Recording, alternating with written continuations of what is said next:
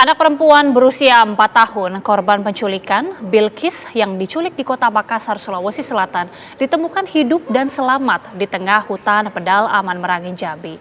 Untuk membawa pulang Bilkis ke Makassar, anggota kepolisian sempat berunding hingga 2 malam.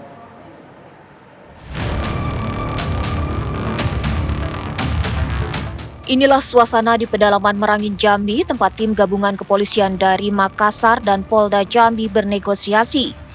Selama 2 malam proses perundingan untuk membawa Bilkis, anak perempuan berusia 4 tahun, korban penculikan ini berjalan alot. Petugas kepolisian meyakinkan untuk menyerahkan Bilkis dalam keadaan sehat dan selamat. Negosiasi tidak mudah dijalankan karena pihak pengasuh Bilkis percaya bocah 4 tahun itu diperoleh secara sah dari seseorang yang mengaku sebagai orang tua kandung.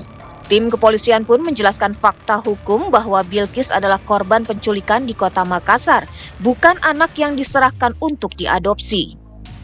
Untuk membuktikannya, polisi menunjukkan video dan dokumen laporan yang sempat viral di media sosial. Perundingan berjalan kondusif dan berakhir damai. Bilkis pun diserahkan kepada tim kepolisian dalam kondisi sehat dan terawat. Negosiasi yang alot 2 malam 1 hari itu membuahkan hasil.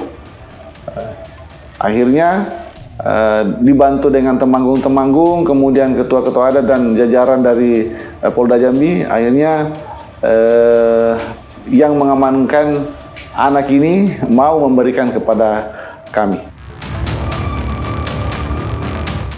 Setelah proses negosiasi panjang, Bilkis, anak perempuan korban penculikan, dibawa tim kepolisian untuk kemudian dibawa pulang ke Makassar.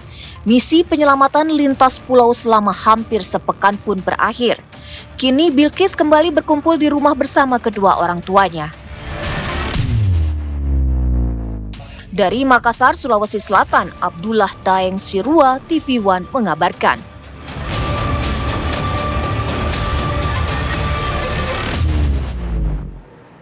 Bilkis Ramadhani, anak perempuan korban penculikan, akhirnya berhasil kembali berkumpul bersama kedua orang tuanya di kota Makassar setelah sepekan menghilang. Bagaimana upaya tim kepolisian untuk membawa Bilkis kembali berkumpul bersama keluarganya? Sudah bergabung bersama kami Ibtu Nasrullah yang merupakan salah satu anggota Jatanras Polrestabes Makassar yang berhasil mengevakuasi Bilkis. Pak Nasrullah, selamat sore. Selamat sore, Mbak. Pak Nasrullah, mungkin bisa diceritakan sebenarnya bagaimana awal mula tim ini berhasil melacak jejak korban yang sudah diculik bahkan sudah keluar dari kota Makassar. Terima kasih. Jadi setelah menerima laporan, tim Jatanras bekerja sama dengan Polsek langsung melakukan penyelidikan di TKP, mencari informasi, kemudian menelusuri CCTV. Dari hasil penelusuran dan penyelidikan tim di lapangan, akhirnya pada hari itu juga kita menemukan orang yang pertama kali menarik Bilkis ini dari tempat bermainnya. Setelah itu kita melakukan pendalaman terhadap keberadaan Bilkis. Akhirnya memberikan informasi bahwa telah dijemput oleh seseorang yang berasal dari Jawa. Kami dalami lagi, akhirnya ada kesimpulan bahwa yang menjemput ini adalah berasal dari Sukoharjo. Setelah ada informasi tersebut, terfaktakan bahwa dari Sukoharjo, tim diperintahkan langsung, perintah Pak Kapolda melalui Kapolrestabes kemudian Pak Kasatreskrim, tim langsung berangkat ke Sukoharjo. Alhamdulillah, sampai di sana kami di backup full dari Polda DIY dan Polres Sukoharjo mengamankan perempuan yang dimaksud, dan setelah kita amankan ternyata Bilkis sudah dijual ke Jambi. Dan mendapatkan informasi tersebut kami langsung bergerak ke Jambi, kemudian berkoordinasi. Kami berkoordinasi pimpinan Pak Kasatreskrim, kami sudah dihubungkan dengan anggota Jambi yang sudah siap untuk membackup. Resmo Polda Jambi bekerja sama dengan Polres Merangin dan Polres Kerinci sudah standby pula untuk membackup kami. Akhirnya dengan backup dari jajaran itu sangat memudahkan kami untuk melakukan pengamanan terhadap si Bilkis. Sampai di Jambi, kami langsung ke Kerinci untuk mengamankan perempuan yang dimaksud oleh perempuan yang dari Sukoharjo ini, tempat membeli yang ketiga, menjual yang ketiga. Setelah kita mengamankan di wilayah Polres Kerinci, kami menanyakan kepada perempuan dan laki ini kemana si Bilkis. Dua orang ini menjawab bahwa sudah dijual lagi ke suku anak dalam. Kami pun langsung bergerak ke Merangin, sekitar 4 jam dari Kerinci, langsung koordinasi dengan Polres setempat, kemudian koordinasi dengan tokoh setempat, dinas sosial, kemudian orang-orang tokoh-tokoh adat lah. Kami melakukan negosiasi untuk dipulangkan, untuk dikembalikan si Bilkis, karena memang dari awal mereka terkecoh bahwa anak ini memang diserahkan secara sukarela orang tuanya untuk diadopsi. Mereka tidak tahu kalau ini adalah korban penculikan. Oke. Jadi bagaimana kondisi korban atau Bilkis ini pada saat pertama kali ditemukan, Pak Nasrullah?